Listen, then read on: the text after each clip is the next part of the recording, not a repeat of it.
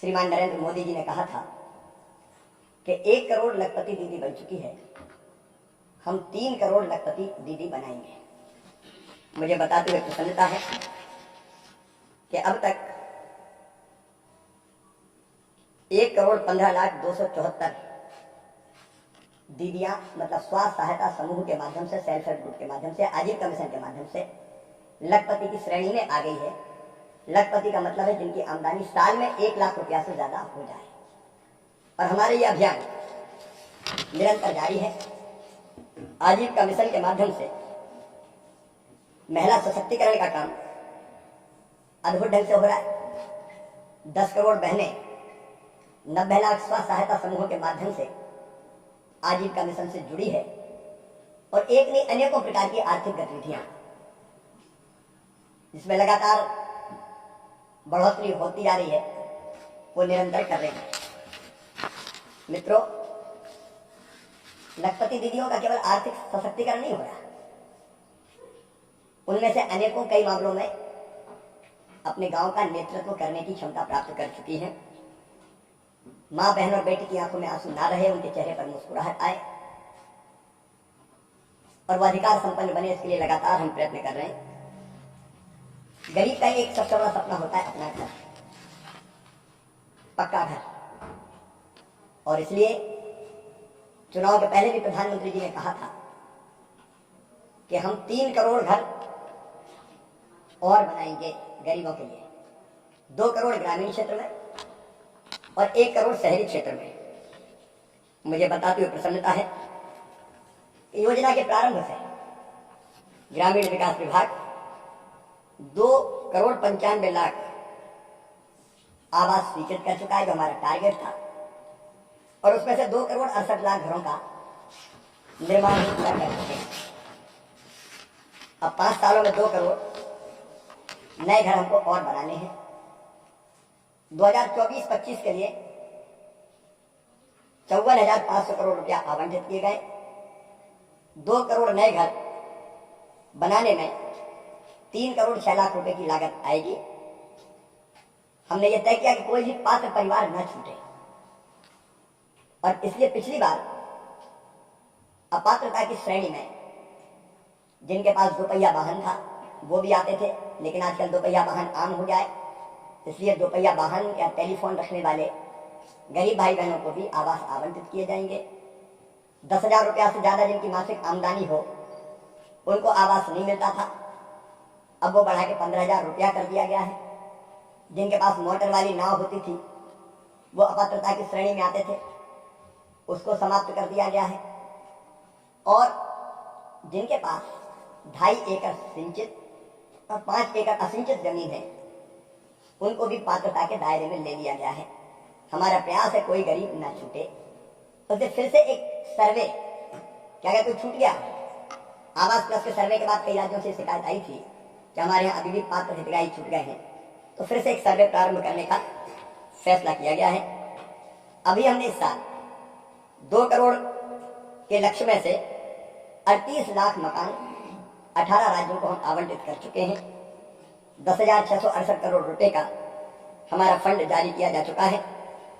राज्यों से हमारा बाकी राज्यों से भी अनुरोध है कि वो राज्यांश को समय पर, क्योंकि इसमें आप जानते हैं 60-40 की योजना है, राज्यांश भी जारी करना पड़ता है, उसको समय पर जारी करें और अपने प्रस्ताव भेजें ताकि हम केंद्रांश की अगली किस्त भी स्वीकृत कर सकें।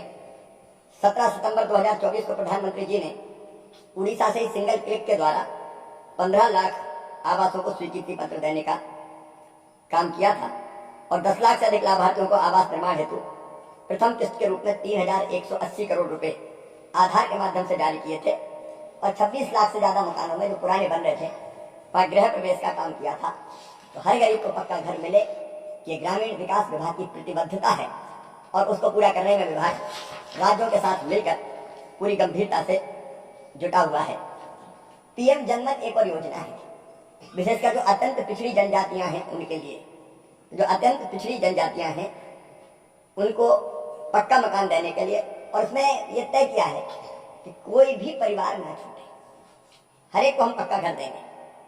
2024-25 के लिए 40,573 अतिरिक्त लक्षित आवासों का आवंटन किया गया है। अब तक इस योजना के अंतर्गत 3,70,963 आवासों का लक्ष्य आवंटित किया गया है, जिसमें से 3,12,000 आवासों की स्वीकृति दी जा चुकी है। और मुझे बताते हुए प्रसन्नता है कि 2,17,000 लाभार्थियों को प्रथम किस्त जारी की है, जिनमें से 44,378 ने अपने आवास बना भी लिए हैं। इस योजना के अंतर्गत 4,90,000 मकान मार्च 26 तक बनाकर हमको देना है। इस समय मुझे ये बताते हुए भी प्रसन्नता है कि प्रधानमंत्री आवास योजना के अंतर्गत रोज 10,000 घर बन रहे हैं। हम रोज 10,000 घर बना रहे हैं। और पहले जो औसत दिन लगता था एक आवास के निर्माण में 314 दिन लगते थे, वो घटकर अब 114 दिन हो गया। मतलब तेजी से घरों के निर्माण का काम हम कर पा रहे हैं और इसके कारण रोजगार के भी अवसर सृजित हो रहे हैं। लगभग 3 लाख ग्रामीण राज मिस्त्रियों को आपदा रोधी मकानों के निर्माण के लिए प्रशिक्षित किया गया है, जिससे उनके रोजगार क्षमता में वृद्धि हुई है। मित्रों, एक और महत्वाकांक्षी योजना है प्रधानमंत्री ग्रामीण सड़क योजना, गांव को कनेक्टिविटी देने के लिए।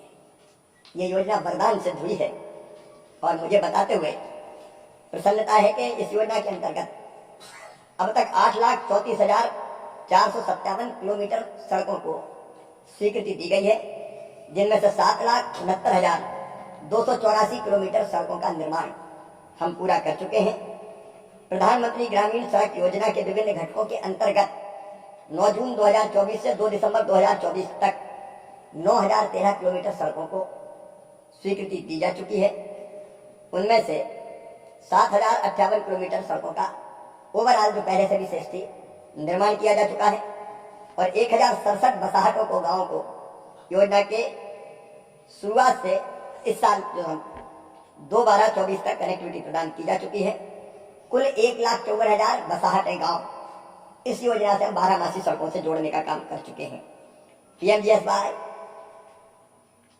3 के अंतर्गत 9 जून 2024 से 2 दिसंबर 2024 तक 6,614 किलोमीटर सड़कों को स्वीकृति प्रदान की गई थी, जिसमें से पश्चिम बंगाल को भी 3,380 किलोमीटर सड़कें स्वीकृत करके दी गई है और इनके निर्माण का कार्यक्रम जारी है। PM जनमन योजना के अंतर्गत मकान के साथ साथ सड़कों के निर्माण का काम भी हाथ में लिया गया है और इस योजना के अंतर्गत शुरुआत से अब तक 4,781 किलोमीटर सड़कों को स्वीकृति दी गई है और 1,890 बसाहटों को सड़क संपर्क इस योजना के अंतर्गत मिलेगा। मित्रों, प्रधानमंत्री ग्राम सड़क योजना का चौथा चरण भी अभी स्वीकृत किया गया है। केंद्रीय मंत्रिमंडल ने 11 सितंबर को इसकी मंजूरी दी है। मापदंडों में बदलाव करते हुए 2011 की आबादी के आधार पर जिन गांवों की आबादी 500 है, सामान्य गांव, मैदानी क्षेत्रों में, पूर्वोत्तर और पहाड़ी राज्यों में, केंद्र शासित प्रदेशों में और विशेष श्रेणी क्षेत्रों में 250 प्लस की आबादी को और वामपंथी उग्रवाद प्रभावित जिलों में 100 प्लस जनसंख्या वाली 25,000 असंबद्ध बस्तियों को 12 सड़कों से इस योजना के अंतर्गत जोड़ा जाएगा, जिस पर लगभग 70,125 करोड़ रुपया खर्च किए जाएंगे और 62,500 किलोमीटर की 12 सड़कें प्रदान की जाएगी इस योजना के अंतर्गत।